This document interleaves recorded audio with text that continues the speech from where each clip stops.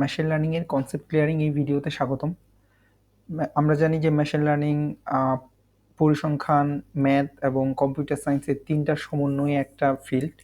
তো অনেক ক্ষেত্রে এই জন্য দেখা যায় যে মেশিন লার্নিংকে কিছু টার্ম বুঝতে আমাদের অসুবিধা হয়।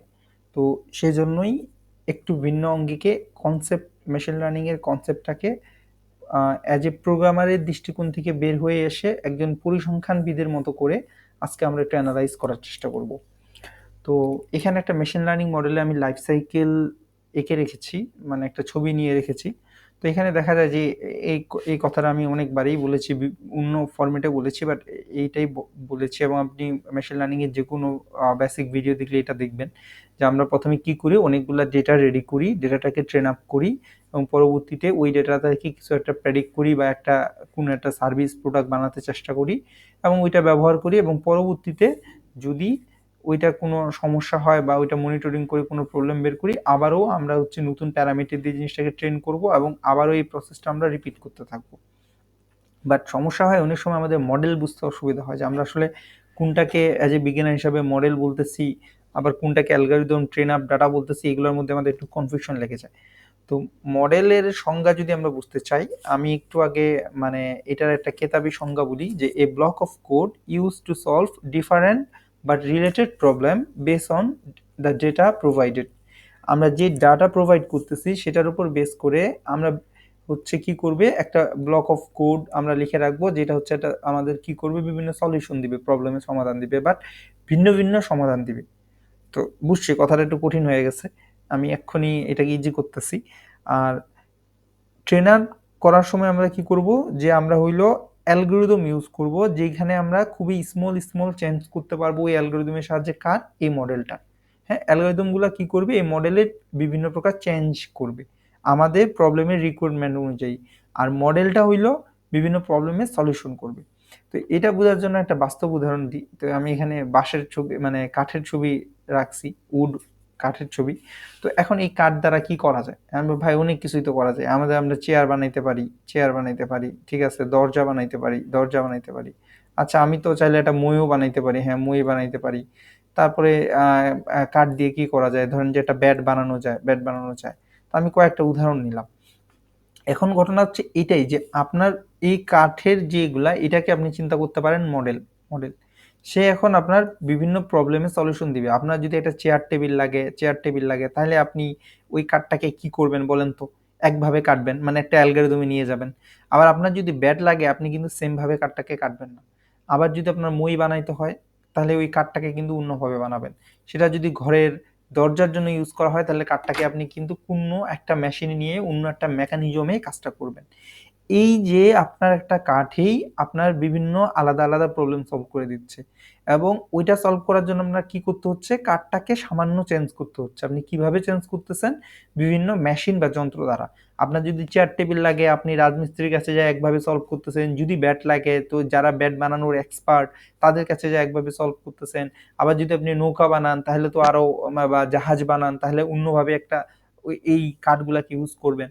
তো এই যে আপনি, এই জন্য আমরা বলতেছি আমরা কিন্তু একই প্রবলেম সলভ করব না, বিভিন্ন একটা মডেলেই বিভিন্ন প্রকার প্রবলেম সলভ করতে পারে। এবং এই সলভ করার জন্য বিভিন্ন আমরা অ্যালগরিদম ইউজ করবো, যে অ্যালগরিদম এই মডেলটার একটু একটু চেঞ্জ করে আমার ডিজায়ার আউটপুট আনতে হবে। এখন এটা বিভিন্ন পদ্ধতি আছে। মনে করেন আমি চেয়ার টেবিল বানাবো, আমার বা মই চেয়ার টেবিল বানাবো। তো আমি এখন বানাইতে শুরু করলাম। তো প্রথমে আমি মনে করেন যে ম্যানুয়ালি বানাইতাম। তো যে রেজাল্টটা পাইতাম সেটাতে আমি স্যাটিসফাই না। তো পরবর্তীতে একটা মেশিন বানানো হলো, যে মেশিনটা কি করবে, চেয়ার টেবিলের জন্য যেই সাইজের কাঠ লাগে সেগুলো দ্রুত কেটে ফেলবে। তারপর আরেকটা মেশিন আছে যেগুলো খুব দ্রুত জোড়া লাগাই ফেলবে। তাহলে এই কাজটাকে যে আমি এখন অটোমেশন করলাম, আগে কিন্তু আমি একভাবে ম্যানুয়ালি করতাম, পরে আমি ওই জিনিসটাকে অটোমেশন করে আরো সুন্দর করলাম। সেম ভাবে আমাদের মডেলগুলা যে সবসময় আমাদের ডিজায়ার রেজাল্ট দিবে না, আমরা যত দ্রুত বা যত ইফেক্টিভ রেজাল্টটা চাই, বাট পরবর্তীতে কি করব, বিভিন্ন মেশিনের সাহায্যে বা বিভিন্ন আমরা অ্যালগরিদম ওইটার ভিতরে যোগ করে কি করব, জিনিসটাকে অ্যাকুরেট করার ট্রাই করব। সেই কথাটাই আমি এখানে লিখছিলাম, যে এই ছবিতে দেওয়া আছে যে আমি যে একটা মডেল ডেভেলপ করব, দেন মডেলটাকে ট্রেন আপ করব, বা ট্রেন আপ করানোর সময় আমরা এই মডেলটাকে অ্যাডজাস্ট করব।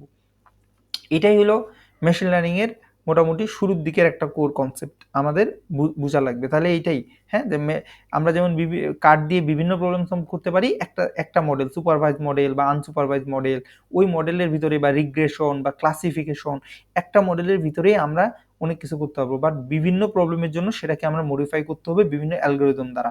যেমন আমি একটা কার্ড দিয়ে ব্যাট বানাইলে অন্য একটা আমার মেশিনে ইউজ করতে হবে, যদি আমি নৌকা বানাই অন্য একটা পদ্ধতি ইউজ করতে হবে, চেয়ার টেবিল বানালে অন্য, এরকম আমরা বিভিন্ন অ্যালগোরিদম ইউজ করব আমাদের চাহিদা মতো। পরবর্তীতে অ্যালগোরিদমটার কাজ হবে কি, মডেলটাকে চেঞ্জ করে করে নিজেদের মতো একটা ডিজায়ার রেজাল্ট দেওয়া। যদি দিয়ে দিল ভালো, ওইটা আমরা ইউজ করব, এখানে যেমন ইউজ করতেছি।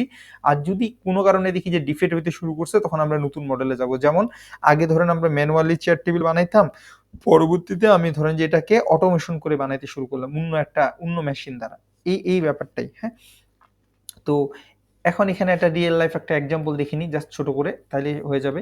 তো দেখা যায় আমি এখানে মনে করেন যে বিভিন্ন প্রকার মানে একটা গ্রোসারি শপে কি কি বিক্রি হয় সেটা হচ্ছে আমি লিস্ট করে রাখছি, আপনাকে প্রেডিক্ট করতে বলা হচ্ছে।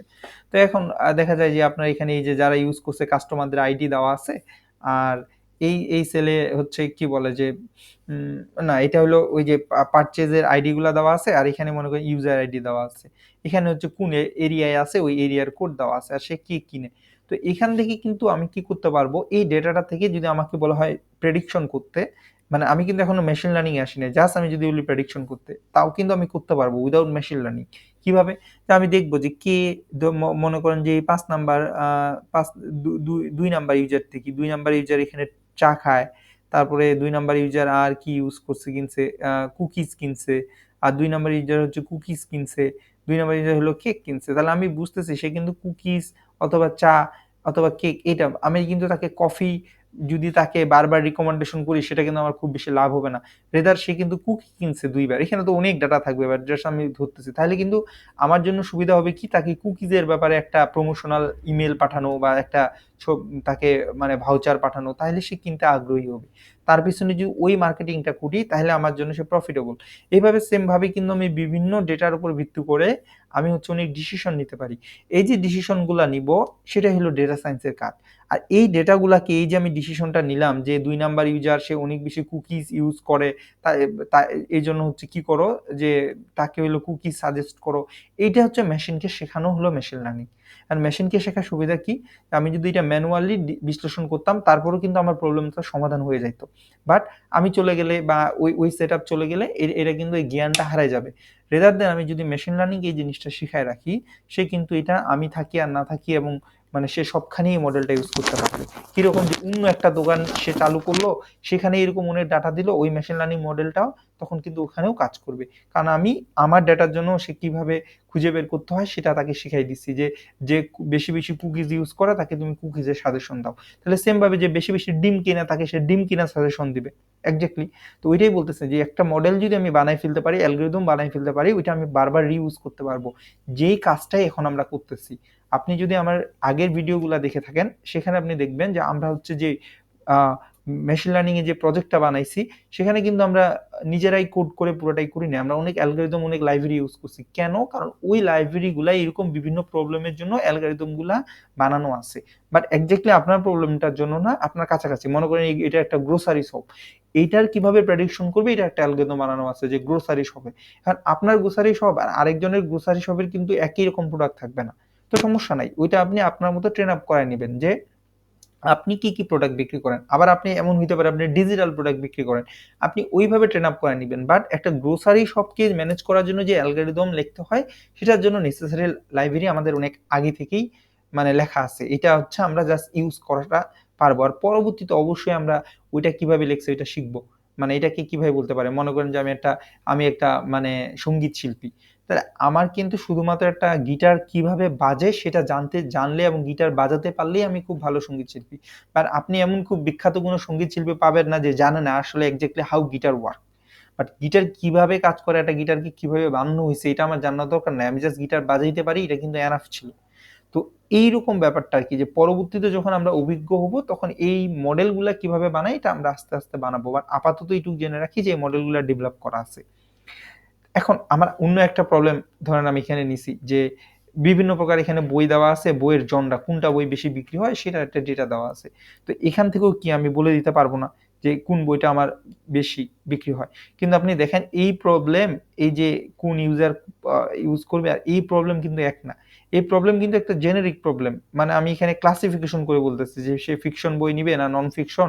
এখানে কিন্তু কোনো একটা পার্টিকুলার ইউজার নেই। আমি জাস্ট খালি জানি যে ফিকশন বই সবচেয়ে বেশি বিক্রি হয়।